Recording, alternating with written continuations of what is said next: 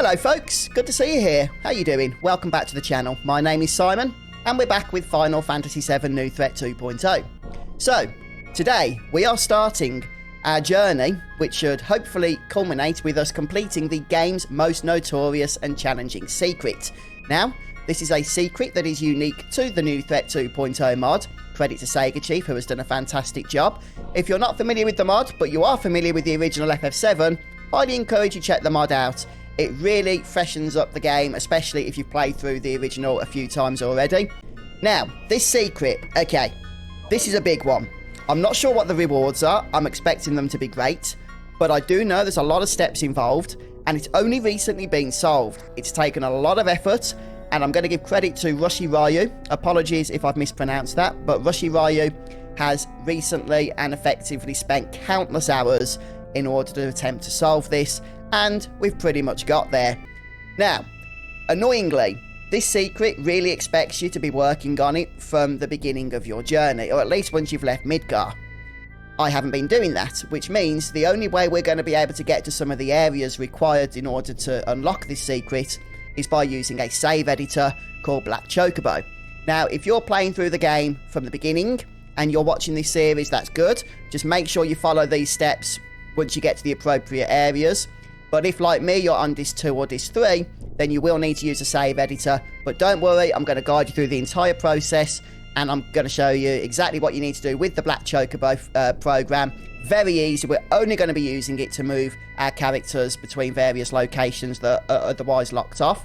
But of course, just make sure you create a backup of all of your save files before doing anything with them. Okay, so without any further ado, let's make a start. We're going to be heading over to the Great Glacier area, but before we do that, just make sure you've stocked up on at least one of every green, Chocobo green, and one of every nut.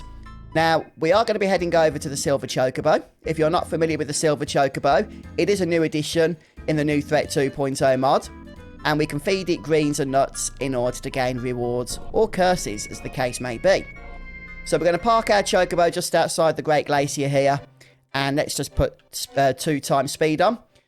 I'm just going to go through everything. I'm not going to assume you know anything, which is why I'm not going to edit this bit. So you can see the exact path I'm going to take to the to the Silver Chocobo. Head over the right-hand side from these trees. It's not a big journey, and I do have the enemy away materia equipped, of course. Going to head up over to the northeast exit there. And this should take us, I believe, to the Lone Tree. Yep. And from the Lone Tree, we're going to head over to the west.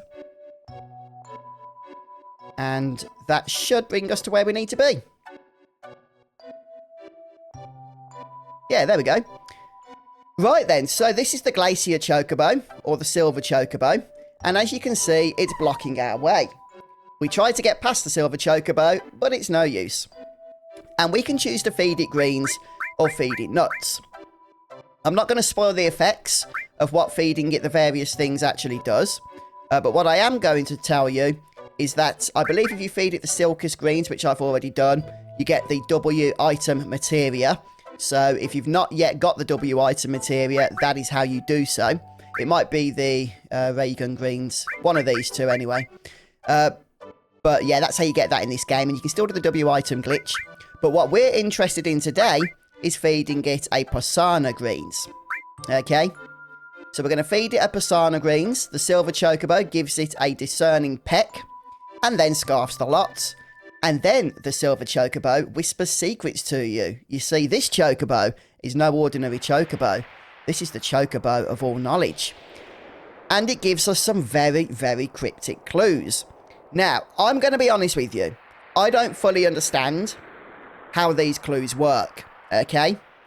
I really don't. I've tried and I've thought about it. They sort of seem to be anagrams, but I'm not sure how they work, if they are anagrams, what their anagrams are. We're going to be starting today with the first clue, which is trapped in the sand. Head, walk, cast, mute. Very, very strange. Again, it seems like an anagram of something else. Now, we need to find an enemy. The enemy we need to find is called the Deathclaw. And the Deathclaw, the name is found in those 4 words. And we need to throw an item on the Deathclaw called a mute mask. And as you can see, mute is in there. The problem is you can't then find the word mask in there. So it's not an anagram of Deathclaw mute mask. However, it almost is. Very strange. If you guys have any idea as to exactly what the clue means, then please do share in the comments below. Trapped in the sand is an indication of the location we need to go to. And the location we need to go to is going to be Corel Prison. But before we do that, we need to make sure that we do indeed have a mute mask, which we are going to need to use. So first things first then, check if you have the mute mask item already in your inventory. If you do, you can skip this step. But if not, as I do not, then you need to make your way over to the Shinra mansion over at Nibelheim. And just make sure that you have the morph materia equipped on your strongest hitting party member. And we're looking for the enemy that looks a little bit like a floating pumpkin type thing. Right, so this is the thing that we want to morph then. It's called Dorky Face, and it has 820 HP. So just be careful not to kill it, especially if you're somewhat overpowered later on in the game. And they can cast Confuse, which is kind of annoying. But what I've done on my morph character, who is Cloud, I've gone ahead and put the added effect Mystify combination in his armor, so that hopefully that will just protect him from that confused status.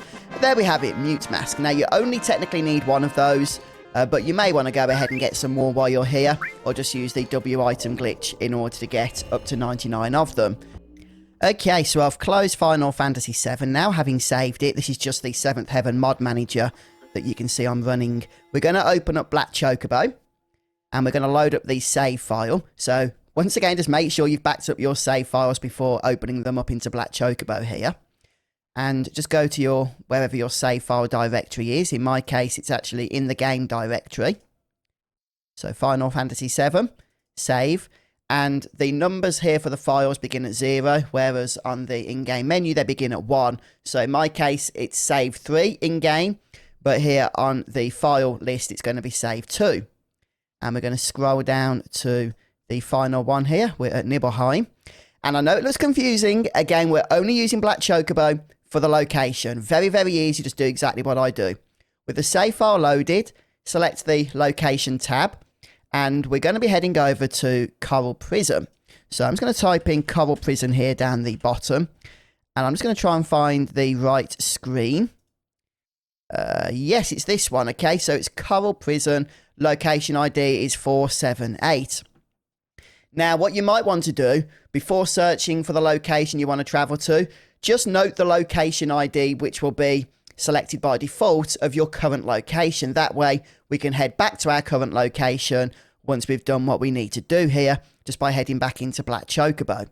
So we're going to select this save location changes, and then we're going to select file, save. It's as simple as that. Like I said, very, very easy. We're then going to load up Final Fantasy VII. Okay, and this should put us exactly where it is that we need to be. Again, if you're progressing through the game normally, just take note of completing this step once you actually are given access to Corel Prison, which is on disc 1, and then the area is locked off to you once you've left. So this is where we need to be. Let's just make sure that I do not have the enemy away materia equipped. We'll change that for enemy lure. Now, make sure your mute mask is somewhere near the top of the list. Look, I've already done the W item trick on it. And we're looking for the Deathclaw Enemy. Now, mute mask itself casts silence. However, the silence effect is really inconsequential. It is the item itself that needs to be used. And that isn't a Deathclaw. There we go, 2 Deathclaws, perfect. So what we're going to do now is just go ahead and select our mute mask and cast it on either of the 2 Deathclaws. And if this works, we should get an indication. Yes, the Deathclaw says, here's some advice, go for the eyes. What that means is anybody's guess, though. If you do have an idea, please do let us know. And then that's it. You know, that's the first stage complete. We can go ahead and escape from the battle, finish the battle as normal. I don't believe it makes any difference. I'm just going to kill them there. And we have solved the first part of this secret. Again, a little bit annoying that we had to go ahead and use Black Chocobo. but this secret is really intended to be worked on right from the start of the game. So now we're just going to make our way down. How do we get back to our previous location with Black Chocobo? First of all, we do need to save, and fortunately, there is a save file just down here, through this gate. Or a save point, I should say, not a save file. There it is. So we're going to save our game.